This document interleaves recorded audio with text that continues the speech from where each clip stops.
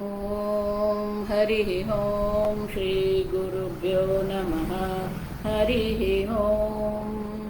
ॐ पार्थाय प्रतिबोधितां भगवता नारायणेन स्वयं व्यासेन ग्रथितां पुराणमुनिना मध्ये महाभारतम् अद्वैतामृतवर्षिणीं भगवतीम् अष्टादशाध्यायिनीम् अम्ब त्वामनुसन्दधामि भगवद्गीते भवद्वेषिणीम्। नमोऽस्तु ते व्यासविशालबुद्धे पुल्लारविन्दायतपात्रनेत्र येन त्वया भारततैलपूर्णः प्रज्वालितो ज्ञानमयप्रदीपः प्रपन्नपारिजाताय स्तोत्रवेत्रैकपाणये ज्ञानमुद्राय कृष्णाय गीतामृतदुहे नमः। सर्वोपनिषदो गावः दुग्धा गोपालनन्दनः पार्थो वत्ससुधीर्भोक्ता दुग्धं गीतामृतं महत्। वसुदेवसुतं देवं कंसचाणूरमर्दनं देवकी परमानन्दं कृष्णं वन्दे जगद्गुरुं। भीष्मद्रोणतटा जयद्रथजला गान्धारनीलोत्पला शल्यग्राहवती कृपेण वहने कर्णेन वेलाकुला। अश्वत्थामविकर्णघोरमकरा दुर्योधनावर्तिनी सोत्तीर्णा खलु पाण्डवैरणनदी कैवर्तकः केशवः। पाराशर्यवचः सरोजममलं गीतार्थगन्धोत्कटं नानाख्यानककेसरं हरिकथा सम्बोधनाबोधितं। लोके सज्जनषट्पदैरहरः पेपीयमानं मुदा भूयाद्भारतपङ्कजं कलिमलप्रध्वंसिन श्रेयसे। मूकं करोति वाचालं पङ्गुं लङ्घयते गिरिं यत्कृपातमहं वन्दे परमानन्दमाधवं। यं ब्रह्मा वरुणेन्द्ररुद्रमरुतः स्तुन्वन्ति दिव्यैस्तवैः वेदैः साङ्गपदः क्रमोपनिषदैः गायन्ति यं सामगाः। ध्यानावस्थिततद्गतेन मनसा पश्यन्ति यं योगिनः यस्यान्तन्न विदुःसुरासुरगणाः देवाय तस्मै नमः। ॐ सहना भवतु सहनौ भुनक्तु सह वीर्यं करवावहै तेजस्विनावधीतमस्तु मा विद्विषावहै। ॐ शान्ति शान्ति शान्तिः। इन्द्रियार्थेषु वैराग्यम् इन्द्रियार्थेषु वैराग्यम् अनहंकार एव च अनहंकार एव च जन्म मृत्यु जरा व्याधि दुःखदोषानुदर्शनम् जन्म मृत्यु जरा व्याधि दुःखदोषानुदर्शनम्। 7 નંબરના શ્લોકમાં આપણે 7 મૂલ્ય જોયા. અમાનિત્વ દંભિતમ હિંસા ક્ષાંતિ આર્જવમ આચાર્યોપાસનમ શૌચમ સ્થૈર્યમાત્મ વિનિગ્રહમ 9 જોયા. હવે ભગવાન અહીંયા બીજા 3 ગુણ દર્શાવે છે. જન્મ ઇન્દ્રિયાર્થેષુ વૈરાગ્યમ ઇન્દ્રિયોના વિષયો પ્રત્યે આપણા મનમાં વૈરાગ્ય હોય. આપણે અનેક વાર જોઈ ગયા વૈરાગ્યની વ્યાખ્યા. વૈરાગ્ય કોને કહેવાય? शब्दादिषु दृष्ट अदृष्टेषु भोगेषु विराग भावः वैराग्यम् શંકરાચાર્યજી અહીંયા કોઈ વિશેષ પ્રકારની વ્યાખ્યા નથી કરતા.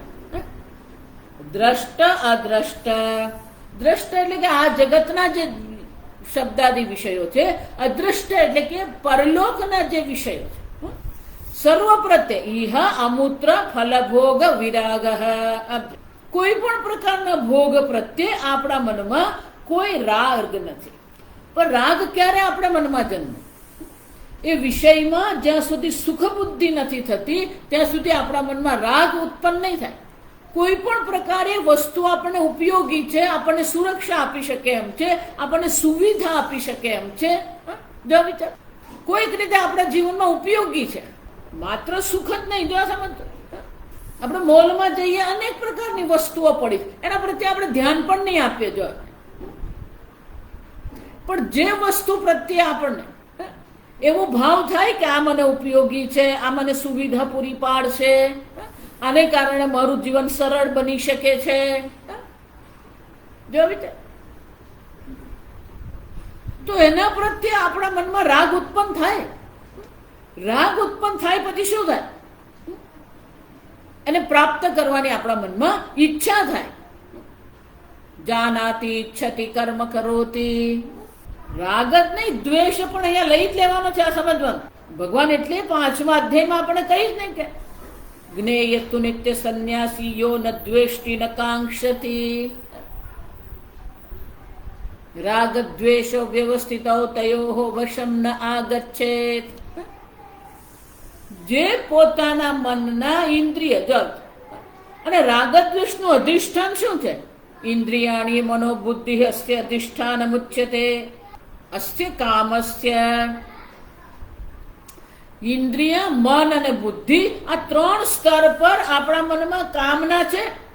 એ જ કામના રાગ અને દ્વેષ રૂપે પ્રગટ થાય છે. એટલે ભગવાન અહીંયા કહે છે ઇન્દ્રિયોના જે વિષયો પ્રત્યે આપણા મનમાં કોઈ પ્રકારે રાગ નથી, દ્વેષ નથી. જાવ આગળ હું કહી ગઈ કે આ બધા ગુણ જે છે આપણા જીવનના અલગ અલગ જે પાસાઓ છે, અલગ અલગ આપણા જીવનના જે પાસાઓ છે, એમાંથી આપણા મનને મુક્ત કરવાનું. જે પણ વસ્તુ આપણને નારાયણનું ચિંતન કરતા અટકાવે, તત્વ ચિંતન કરતા અટકાવે, એ બધાથી આપણા મનને મુક્ત કરીએ. આપણે રાગ અને દ્વેષ બંને આપણને વિષયનું ચિંતન કરાવનારા છે. અને એટલે ભગવાન કહે છે આ વિષયો પ્રત્યે આપણા મનમાં વૈરાગ્ય ઉત્પન્ન થાય. વૈરાગ્ય એટલે કે વિરાગ ભાવ વૈરાગ્ય. કોઈ પણ પ્રકારે કોઈ સુખ બુદ્ધિ, કોઈ સંકલ્પ જ નથી. વૈરાગ્યની આપણે 3 વ્યાખ્યા જોઈ, આગળ અનેક વાર જોઈ ગયા. જાવ, પહેલી તો વ્યાખ્યા જ છે આલોક પરલોક, દ્રષ્ટ અદ્રષ્ટ ફલ ભોગ પ્રત્યે આપણા મનમાં વૈરાગ્ય છે. પણ વૈરાગ્ય એટલે ખરેખર શું છે? સ્વામીજીની વૈરાગ્યની વ્યાખ્યા શું? આપણે જીવનમાં જે ઈચ્છીએ છીએ અને આપણે જે કરી રહ્યા છે, આપણે જે પ્રકારનું જીવન જીવી રહ્યા છે, એને વચ્ચે કોઈ સંબંધ જ નથી. જો એ સંબંધ કપાઈ જાય તો વૈરાગ્ય આપોઆપ છે. નાસ્તિ અકૃત કૃતેન. મુંડક ઉપનિષદ શું કહે? અકૃત, જે નિત્ય મોક્ષની આપણને ઈચ્છા છે એ કૃતેન કર્મણા, અનિત્ય કર્મ દ્વારા પ્રાપ્ત થઈ શકે એમ છે જ ને. નિર્વેદમાયાત બ્રાહ્મણ, જે નિત્ય અને અનિત્યનો વિવેક કરનાર છે, જે સુખ અને દુઃખનો વિવેક કરનાર છે, એના મનમાં વૈરાગ્ય અવશ્ય જન્મે છે. આમ અનિત્ય જગત પ્રત્યે આપણા મનમાં વૈરાગ્ય ક્યારે જન્મે? કે આ મને સુખી કરી શકે એવી કોઈ એનામાં કોઈ સામર્થ્ય છે જ નહીં. સુખ બુદ્ધિ નથી, દુઃખ બુદ્ધિ નથી. જો વિચાર, જો સુખ બુદ્ધિ છે તો આપણને રાગ થશે, દુઃખ બુદ્ધિ છે તો એનાથી છૂટવાની ઈચ્છા થશે. એટલે ભગવાન કહે છે યો ન દ્વેષ્ટિ ન કાંક્ષતિ.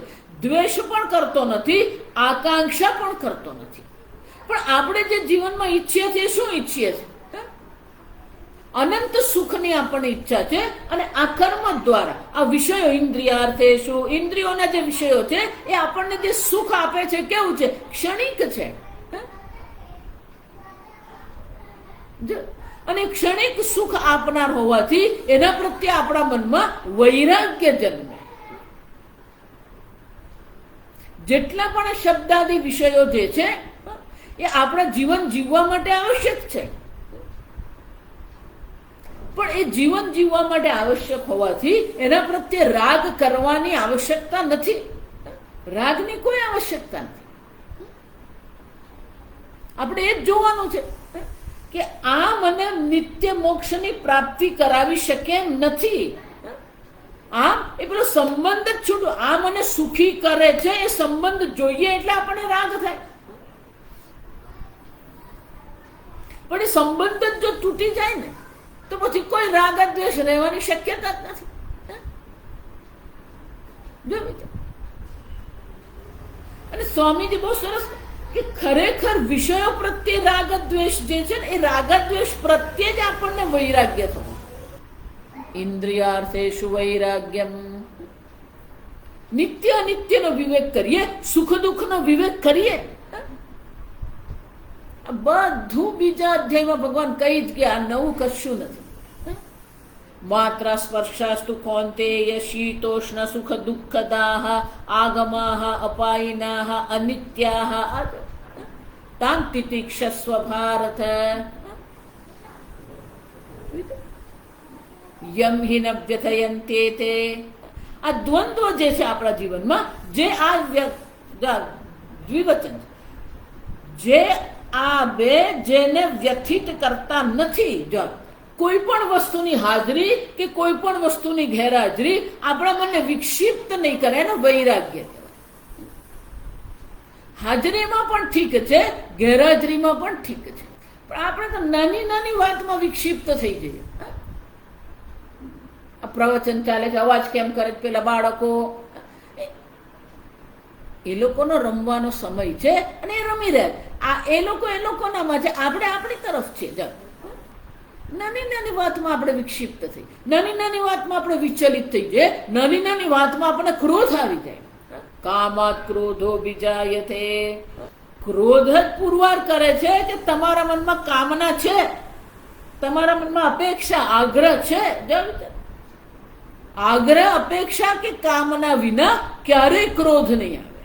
તમે એવી અપેક્ષા રાખો છો આ વ્યક્તિ આ પ્રકારથી વર્તન કરવું, તમારો એવો આગ્રહ છે આ આવું જ હોવું જોઈએ.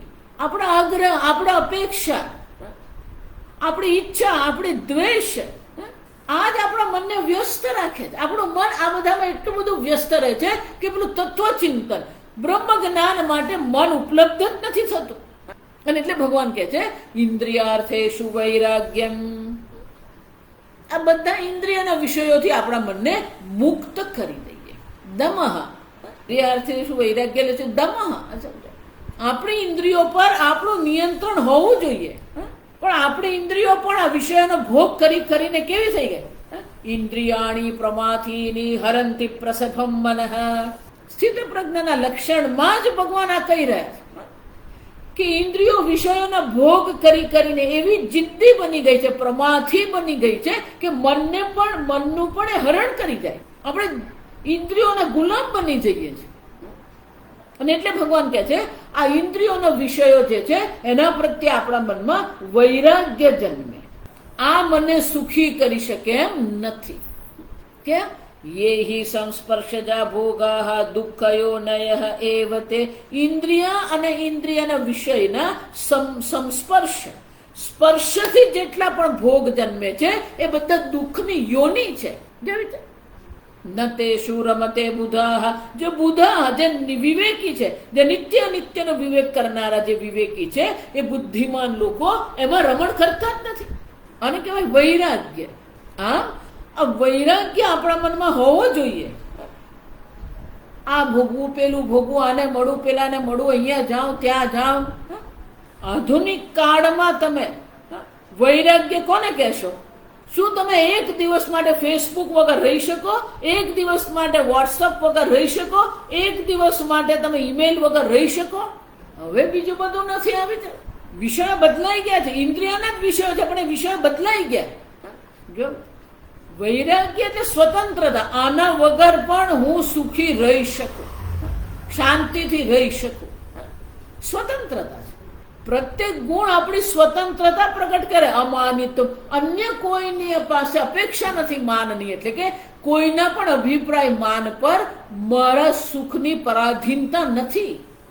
ઇન્દ્રિયોના વિષયો પ્રત્યે પણ કોઈ પરાધીનતા નથી, સ્વતંત્ર છીએ. વૈરાગ્ય એટલે આપણું મન, આપણી બુદ્ધિ, આપણી ઇન્દ્રિયો આ બધાથી સ્વતંત્ર છે. આ બધાથી આપણું મન મુક્ત હશે, સ્વતંત્ર હશે, તો પછી આપણે તત્વચિંતન કરી શકીશું. ક્ષેત્રજ્ઞ ઈશ્વરનું જ્ઞાન આપણે પ્રાપ્ત કરી શકીશું. ઇન્દ્રિયાર્થેષુ વૈરાગ્યમ અનહંકાર એવ ચ, અહંકાર અભાવ એવ ચ. જો અનેક વાર કહી ગઈ, કોઈ પણ વસ્તુ માટે કોઈ અહંકાર કરવાની જરૂર જ નથી. તમે જેટલું વિચારો છો કે તમે જેટલું આગળ વિચારી ગયા એ પ્રકારના વિચારો આ જગતમાં છે જ. શાના માટે આપણે અહંકાર કરીએ? જો વિચાર, દેહ માટે અહંકાર હોય, દેહના સ્વાસ્થ્ય, દેહની સુંદરતા માટે આપણને અહંકાર હોય, કુળ માટે અહંકાર હોય, જ્ઞાન માટે અહંકાર હોય, આપણી કુશળતા માટે અહંકાર હોય, આપણી પાંડિત્ય માટે આપણને અહંકાર હોય, ધન માટે અહંકાર હોય, વ્યાપાર માટે અહંકાર હોય, વૈરાગ્ય માટે અહંકાર હોય. જો વિચારજો, લોકોને વૈરાગ્ય માટે અહંકાર થાય. આ વેદાંતના અધ્યયન માટે લોકોના મનમાં અહંકાર. હું તો વેદાંતી છું, તો વેદાંતનું અધ્યયન. એટલે પણ એમાં અહંકાર કરવાની વાત ક્યાં આવી? ધન, વિષય, ઘર, પુત્ર, સંબંધ, શરીર, વસ્ત્ર, અલંકાર, કોઈના પ્રત્યે અનહંકાર એવ ચ.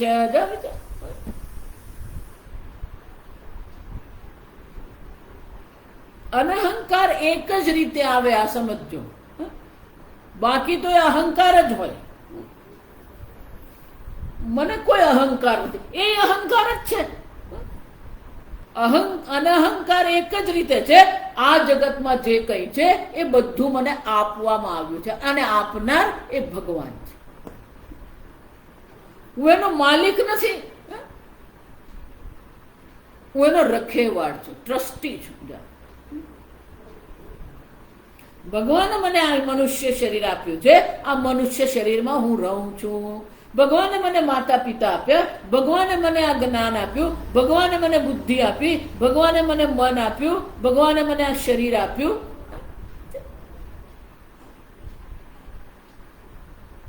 દેશી ભાષામાં કહીએ ને તો કોઈ જગ્યા પર આપણે હાથ મૂકી શકીએ એમ છે જ નહીં. ભાગવતમાં છે કે બે રાજાઓ લડી રહ્યા હતા, યુદ્ધ થઈ રહ્યું હતું. તો નારદજી ત્યાંથી પસાર થતા હતા. નારદજીએ જોયું બે રાજાઓ લડી રહ્યા છે, યુદ્ધ કરી રહ્યા છે.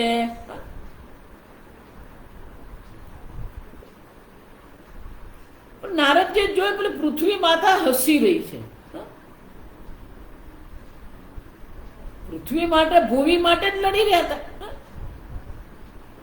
આ નગર મારા રાજ્યમાં છે, આ નગર મારા રાજ્યમાં છે, ભૂમિ માટે જ લડી રહ્યા હતા. જો એટલે નારદજીએ પૃથ્વી માતાને પૂછ્યું કે માતા આપ હસો છો કેમ? આ બે જણા તમારા માટે લડી રહ્યા છે અને તમે હસી રહ્યા છો માતા. તો પૃથ્વી માતાએ બહુ સરસ કીધું કે આ બે નહીં, અનંત વર્ષોથી અનેક રાજાઓ મારા માટે લડતા રહ્યા. એ આવ્યા ને ગયા, હું અહીંયા એવી ને એવી જ છું. તમે નતા ને ત્યારે આ પૃથ્વી આમ જ હતી. તમે નહીં રહેશો પછી પૃથ્વી રહેવાની જ છે. કોને માટે આટલો બધો અહંકાર? ધન માટે, ભૂમિ માટે, જ્ઞાન માટે, શરીર માટે. અનહંકાર એવ છે. કોઈ વસ્તુ, હું તો હંમેશા જ કહું કે ધારો કે બે મિત્રો વાત કરી રહ્યા છે, એમાંના એક મિત્રની પત્ની એની બાજુમાં ઊભી છે, પેલો બીજો મિત્ર જે છે ને, ધારો કે ત્રીજાને એવી ઓળખાણ કરાવે, આ મારી પત્ની છે. પેલો જે એનો ખરેખર પતિ છે સહન કરી લેશે?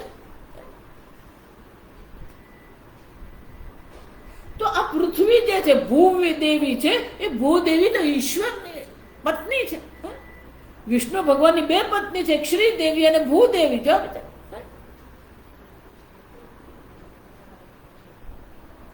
કોઈની પત્નીને મારું કહેવું આ તો અપમાન છે, અપરાધ છે.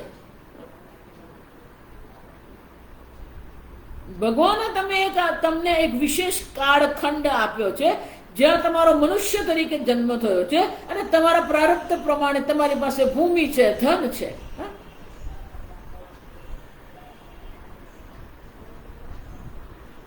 કોઈ પણ સફળતાની પાછળ મહાન પ્રયત્ન છે. પ્રયત્ન વિના તો કશું જ મળવાનું નથી. સખત મહેનત તો કરવાની જ છે,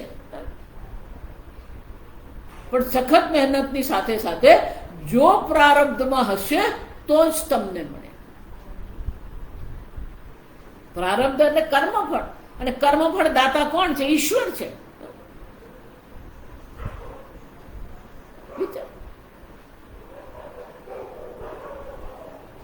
શરીર, ઇન્દ્રિય, મન, બુદ્ધિ, જ્ઞાન, અજ્ઞાન બધું ભગવાને આપ્યું. 16મા અધ્યાય કહેશે ભગવાન, અર્જુન આ બધું હું જ છું, મારાથી અન્ય છે જ નહીં. અભયમ સત્વ સંશુદ્ધિ. આ જેટલી દૈવી સંપત્તિ જે છે એ હું જ છું અર્જુન.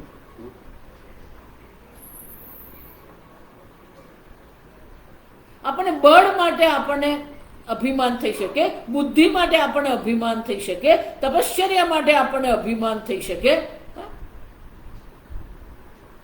આપણે તેજસ્વીતા માટે આપણને અભિમાન થઈ શકે.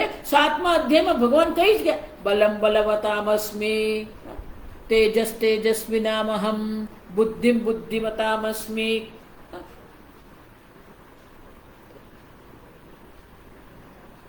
તપસ્વીઓનું તપ હું છું, બુદ્ધિશાળીઓનું બુદ્ધિ હું છું. તપસ્વિનામહમ.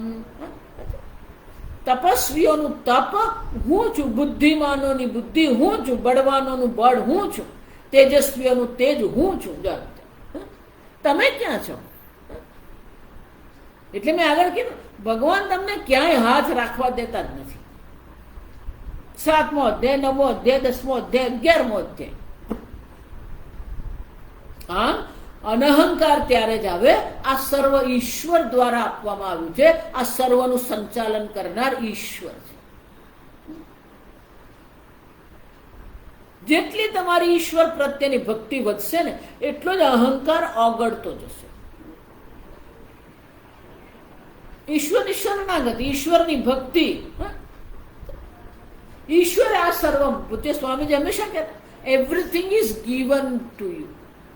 આ બધું આપણને આપવામાં આવ્યું છે. આપણું કશું છે જ નહીં, આપણે કશું બનાવ્યું નથી. આ બધું આપણને ઈશ્વર દ્વારા આપવામાં આવ્યું છે. જો ઈશ્વર દ્વારા આપવામાં આવ્યું હોય, તમારે જન્મ દિવસ પર કોઈ આવીને તમને કેક આપે, કોઈ આવીને તમને ચોકલેટ આપે, કોઈ આવીને તમને પુષ્પ આપે, તમે એને થેન્ક યુ એવું કહો. ભગવાને તમારા જીવનને શક્ય બનાવવા માટે સૂર્ય, ચંદ્ર, નિહારિકા આ બધું બનાવ્યું. આ સમજ, સૂર્યથી ભગવાને આપણું પૃથ્વીનું અંતર એટલું રાખ્યું છે કે પૃથ્વી બળી પણ જતી નથી અને પૃથ્વી ઠંડી પણ થઈ જતી નથી. અત્યંત તાલબદ્ધ, વ્યવસ્થિત, સંવાદિત આ જગત છે.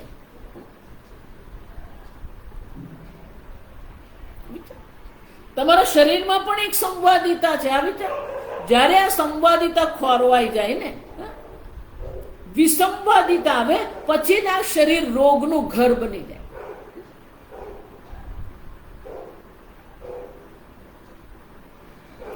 અહીંયા જુઓ તો સંવાદિતા છે. હૃદય હૃદયનું કામ કરી રહ્યું છે, ઉદર ઉદરનું કામ કરી રહ્યું છે, મૂત્રપિંડ મિત્રપિંડનું કામ, બધા વ્યવસ્થિત કામ કરી રહ્યા છે. એ જ રીતે આ જગતમાં સૂર્ય, ચંદ્ર, ગ્રહ, નક્ષત્ર દરેક પોતાના સ્થાન પર રહીને વ્યવસ્થિત રીતે કામ કરી રહ્યા છે, એટલે તમારું જીવન સંભવ છે. કોને માટે તમે અહંકાર કરો છો? આ વિચાર.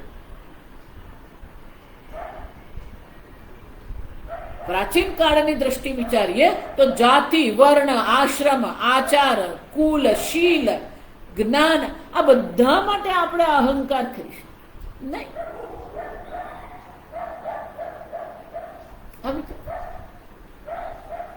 અનહંકાર.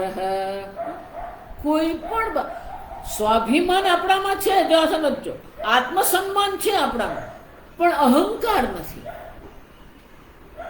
આપણા જ્ઞાન પ્રત્યે આપણને સન્માન છે, આત્મસન્માન છે, આત્મવિશ્વાસ છે,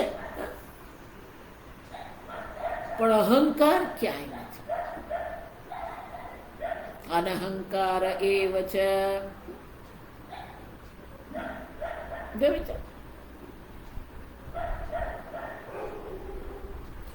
તો કે મને આ એવકાર શાના માટે છે? તો કે બ્રહ્મ જ્ઞાન પ્રાપ્ત કરવું હોય, જ્ઞાન સિદ્ધ મુખ્ય કારણમિતિ નિશ્ચયાર્થ એવકાર અનહંકાર એવ છે. ઈશ્વરના અનુગ્રહથી જ આપણે આ શાસ્ત્ર અધ્યયન કરી રહ્યા છે. ઈશ્વરના અનુગ્રહથી જ હું બોલી રહી છું. ઈશ્વરના અનુગ્રહથી જ તમે શ્રવણ કરી રહ્યા છો. સર્વત્ર ઈશ્વરનો અનુગ્રહ થઈ જ રહ્યો છે.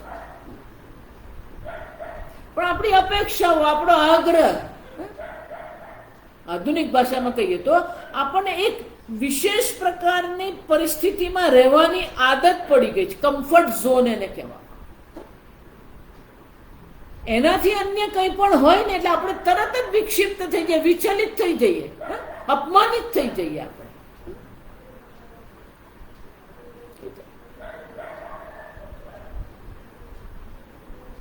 પેલો અહંકાર જ એવો પડેલો છે, નાની નાની વાતમાં અપમાનિત થઈ જાય, નાની નાની વાતમાં આપણે વિચલિત થઈ જાય, વિક્ષિપ્ત થઈ જાય. એનો અર્થ શું થયો? જો વિચારી જો. આ બધી વસ્તુ આપણા માટે મહત્વની બની ગઈ. બ્રહ્મ જ્ઞાન, ઈશ્વર, ઈશ્વરની ભક્તિ, જપ, તપ, એનું કોઈ મહત્વ નથી. આમાં જ આપણી બુદ્ધિ ભટકતી રહી. આ મારું જ્ઞાન, આ મારી પ્રતિષ્ઠા, આ મારી પ્રસિદ્ધિ,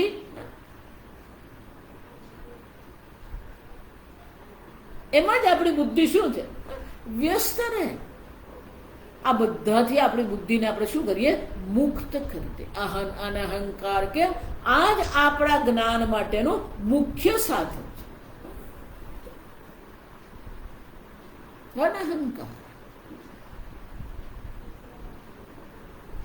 બધું ઈશ્વરે કૃપા કરીને આપણને આપ્યું છે, ઉપલબ્ધ કરાવ્યું છે. ઈશ્વરે કેવી સુંદર વ્યવસ્થા કરી કે આપણે જીવન જીવી શકીએ. કેવી સુંદર વ્યવસ્થા કરી આપણે શાસ્ત્ર અધ્યયન કરી શકીએ છીએ. વિચાર, કોને માટે અહંકાર?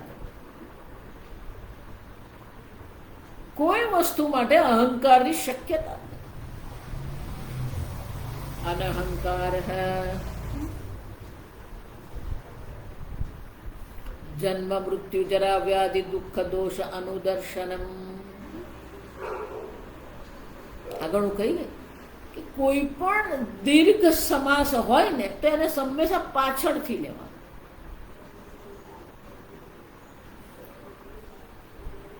અનુદર્શનમ. અનુ એટલે ફરી ફરી, પુનઃ પુનઃ, ફરી ફરી આપણે આ દર્શન કરીએ. શાના દર્શન કરીએ? દોષ દર્શન. તમે અત્યારે તો કીધું કે ગુણ દોષમાંથી છૂટવાનું, વળી પાછા આ દોષમાં ક્યાં પડ્યા? નહીં, આ જુદા પ્રકાર. આ દોષ દર્શન જે છે, શાના દોષ દર્શન છે? દુઃખ દોષ અનુદર્શનમ.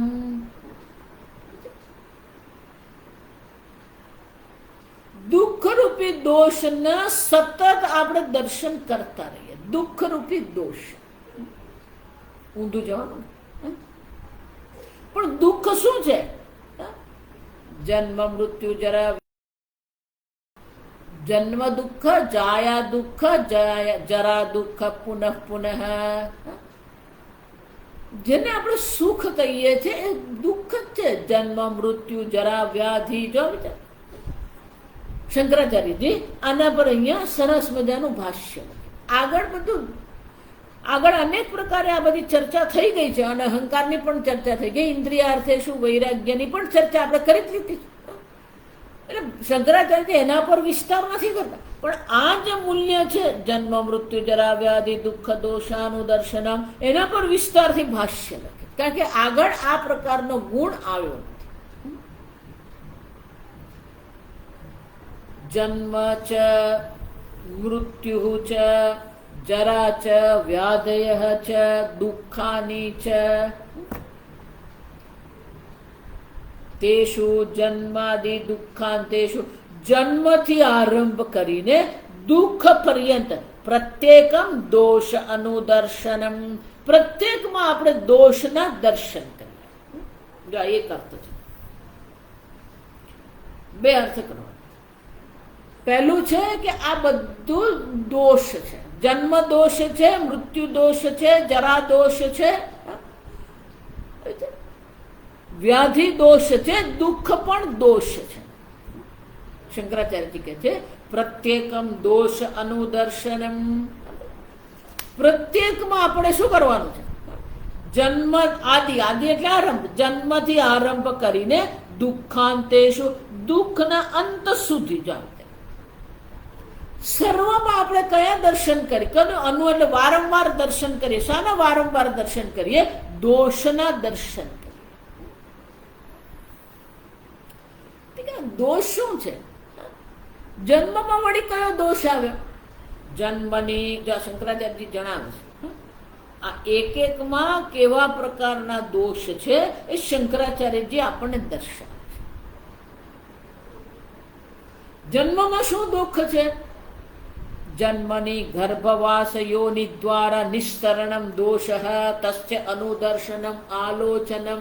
ફરી ફરી અનુદર્શન એટલે કે ફરી એને આપણે પુનઃ પુનઃ એ દોષના દર્શન કરીએ. કેમ? ગર્ભાવાસ. આપજો, માના ગર્ભમાં જે વાસ જે છે અત્યંત પીડાકારક છે. એક તો પેલું ટુટ્યું વળીને બેસી રહેવું પડે. માં જે કંઈ ખાય છે એનાથી જે પાચન થાય છે એમાંથી જે અન્ન રસ બને છે એ નાડી દ્વારા, નાભી દ્વારા આપણને મળે છે.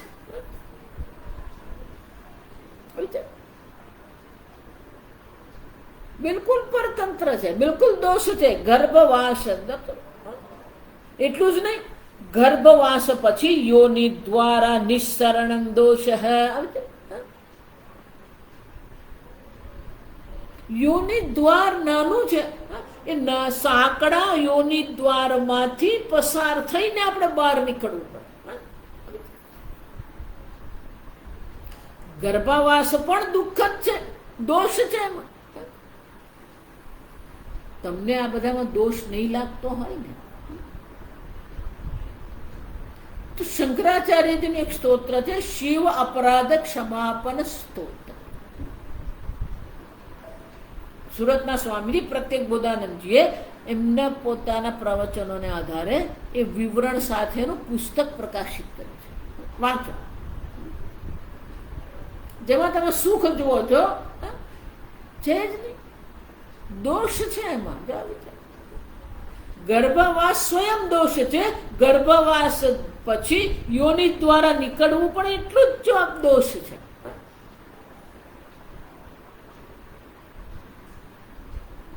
નિસ્તરણમ દોષ તસ્ય અનુદર્શનમ આલોચનમ તથા મૃત્યુ.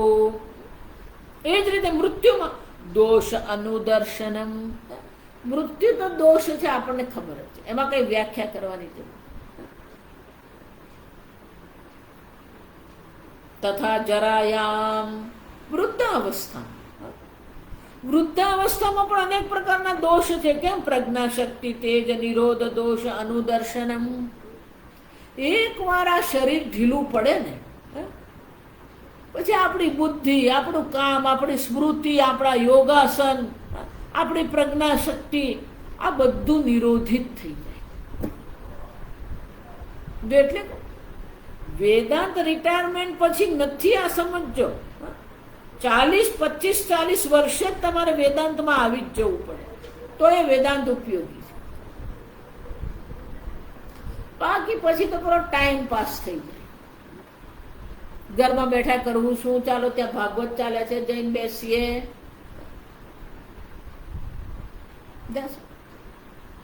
અને એટલે શંકરાચાર્યજી કે છે જરાયામ ચ પ્રજ્ઞા શક્તિ તેજ નિરોધ દોષ અનુદર્શન પરિભૂતતા છે. પ્રજ્ઞા શક્તિ જે છે એનું જે તેજ છે એ તેજ શાંત થઈ જાય. જો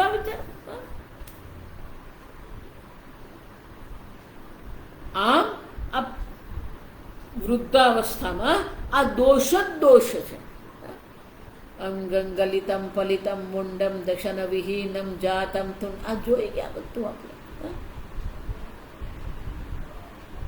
દોષ અનુદર્શનમ.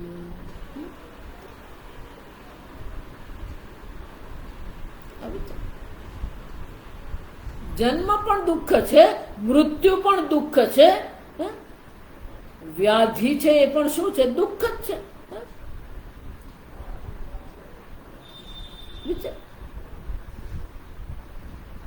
દુઃખ છે, દોષ છે, અને દોષને આપણે શું કરવાના છે? અનુદર્શન, એટલે ફરી ફરી એ દર્શન કરતા રહે.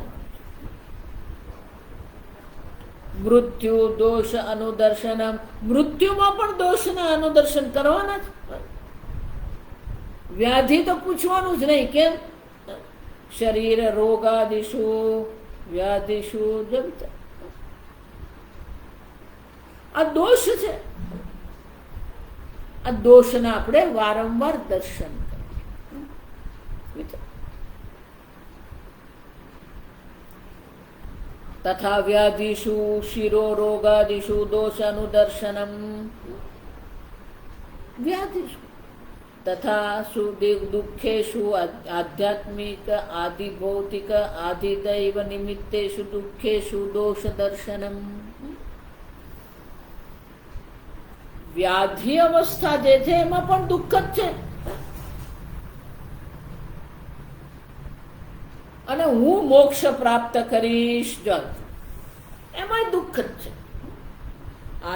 અધ્યાત્મ અધિભૂત અધિદૈવ નિમિત્તેષુ દુઃખેષુ.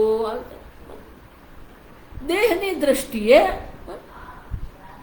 આધિભૌતિક જગતની દ્રષ્ટિએ, આધિદૈવિક જગતની દ્રષ્ટિએ અનેક પ્રકારના વિઘ્ન, અનેક પ્રકારને સંજોગો એવા ઉત્પન્ન થાય છે જેમાં આપણે દુઃખિત થતા હોઈએ છીએ. અને એટલે ભગવાન કહે છે, શંકરાચાર્યજી કહે છે જરાયામ પ્રજ્ઞા શક્તિ તેજો નિરોધ દોષન અનુદર્શનમ પરિભૂતતા છે. આ બધા દોષ છે એ પ્રકારે આપણે જોવું પડે.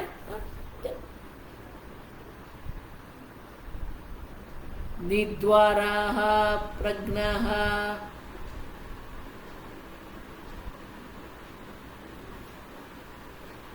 જેટલું ચિંતન કરશો ને અનુદર્શન, જેટલું તમે આ ચિંતન કરતા રહેશો ને એટલા દોષ તમને દેખાશે.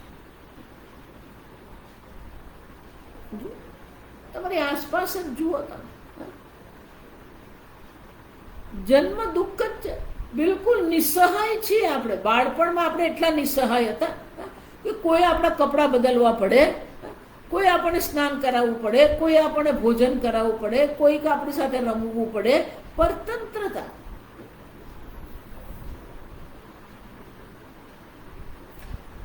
નવી વાત નથી, આ બધા તમારા જ અનુભવ છે. જન્મ મૃત્યુ જરા વ્યાધિ દુઃખ દોષ અનુદર્શનમ. ફરી ફરી આ દર્શન કરતા જ રહેવું પડે.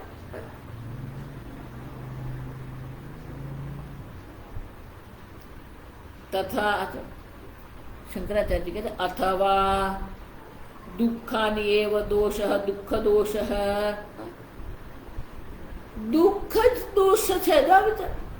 જન્મ દુઃખ છે, જરા દુઃખ છે, મૃત્યુ દુઃખ છે, વ્યાધિ દુઃખ છે. જન્મ મૃત્યુ જરા વ્યાધિ જરા દુઃખ છે, વ્યાધિ દુઃખ છે. આમ આ દરેકમાં દુઃખના દર્શન કરવા. દુઃખ દોષાનું દર્શનમ.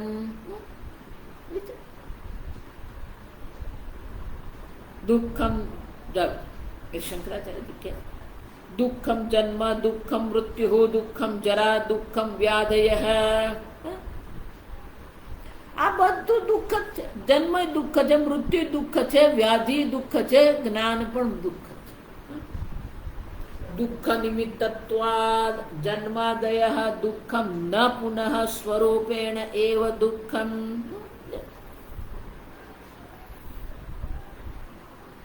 દુઃખ નિમિત્તત્વ. આ બધી વસ્તુ જ આપણા દુઃખનું નિમિત્ત છે. બહાર કોઈ દુઃખનું નિમિત્ત નથી. પેલાને કારણે વિક્ષિપ્ત, પેલા આમ કરે, બહાર કોઈ તમને વિક્ષિપ્ત કરતું જ નહીં. આજ તમને વિક્ષિપ્ત કરે. જો વિચાર, આ બધાને કારણે તો આપણે દુઃખી છીએ. જન્માદય દુઃખમ ન પુનઃ સ્વરૂપેણ દુઃખમિતિ.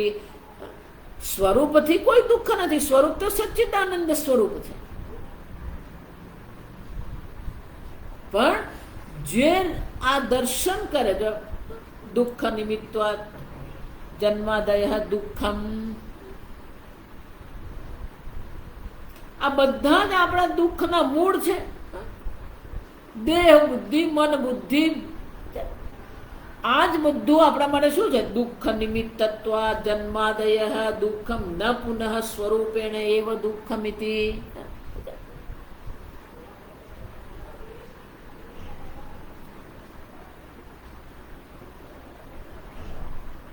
જે પણ કઈ દુઃખ છે, ન પુનઃ સ્વરૂપેણ દુઃખમ ઇતિ. દુઃખના પણ તમે સાક્ષી છો. દુઃખ છે. સ્વામીજી કહેતા કે ખરેખર કઈક પ્રસંગ બની જાય, તમને રડવું આવે છે, રડો. પણ રડતા રડતા પણ કહી દો, હું બ્રહ્મ છું, હું નિત્ય નિત્ય.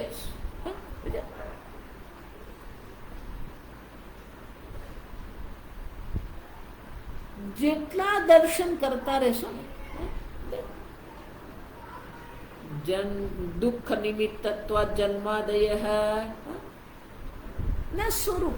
સ્વરૂપથી તમે અસંગ ચૈતન્ય છો, પણ આ બધામાં આસક્તિ કરીને બેઠા છે, અધ્યારોપ કરીને બેઠા છે, અને એને કારણે આ બધાના દુઃખને પોતાના દુઃખ માની લીધા. અને એટલે શંકરાચાર્ય કહે છે દુઃખમ જન્માદય દુઃખમ નતુ પુનઃ સ્વરૂપેણ એવ.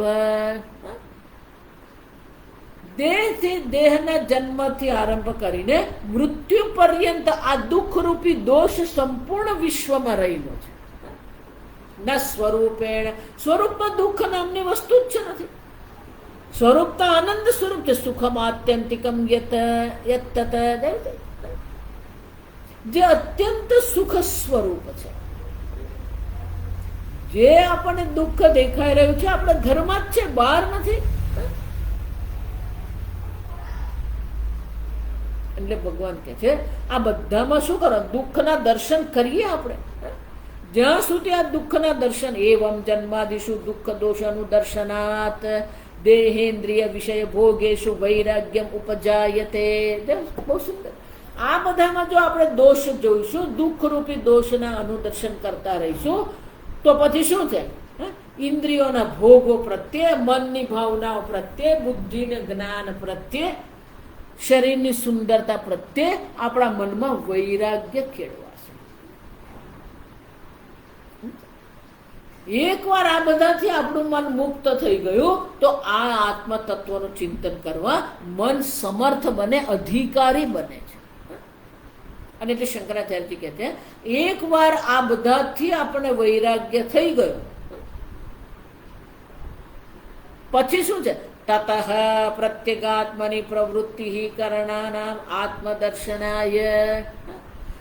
આ બધામાં દુઃખરૂપી દોષના દર્શન કરીશું તો સ્વાભાવિક રીતે જ આપણી બુદ્ધિ, આપણી વૃત્તિના પ્રવાહ આત્મ તત્વ પર જશે. જો વિચાર, માત્ર વૈરાગ્યથી કઈ નહીં થાય.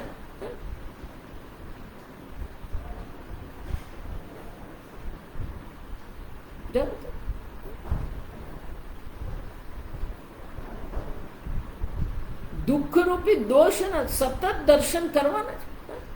પણ દર્શન કરવાથી શું થઈ જશે? પછી શું કરવાનું? પ્રત્યેગાત્મની પ્રવૃત્તિ કરણાનામ આત્મદર્શનાય.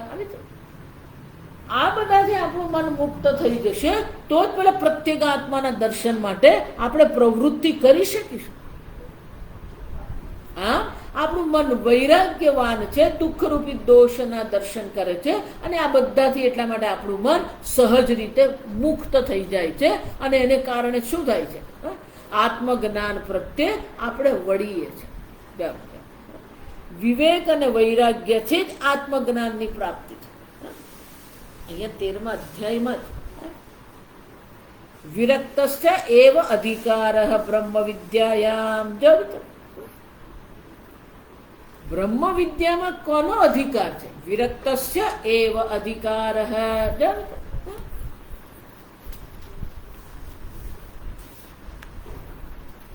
આ વૈરાગ્ય આપણે કેળવીએ જેથી આપણું મન આ તત્વ ચિંતન કરી શકે. આગળ આપણે કાલે. ઓમ સ્વસ્તિ પ્રજાભ્યઃ પરિપાલયન્તામ ન્યાયેન માર્ગેણ મહિં મહિષાઃ ગોબ્રાહ્મણેભ્યઃ શુભમસ્તુ નિત્યં લોકા સમસ્તા સુખિનો ભવન્તુ કાલે વર્ષતુ પર્જન્યઃ પૃથ્વી સસ્યશાલિની દેશોऽયં ક્ષોભરહિતઃ બ્રાહ્મણા સन्तુ નિર્ભયાઃ. ઓમ સર્વેષાં સ્વસ્તિર્ભવતુ સર્વેષાં શાન્તિર્ભવતુ સર્વેષાં પૂર્ણં ભવતુ સર્વેષાં મંગલં ભવતુ સર્વે ભવन्तુ સુખિનઃ સર્વે સन्तુ નિરામયાઃ સર્વે ભદ્રાણિ પશ્યन्तુ મા કશ્ચિદ દુઃખભાગ ભવેत्. असतो मा सद्गमय तमसो मा ज्योतिर्गमय मृत्योर्मा अमृतंगमय. ओम पूर्णमदः पूर्णमिदं पूर्णात् पूर्णमुदच्यते पूर्णस्य पूर्णमादाय पूर्णमेवावशिष्यते. ओम शांति शांति शांति. हरि ओम श्री गुरुभ्यो नमः. हरि ओम.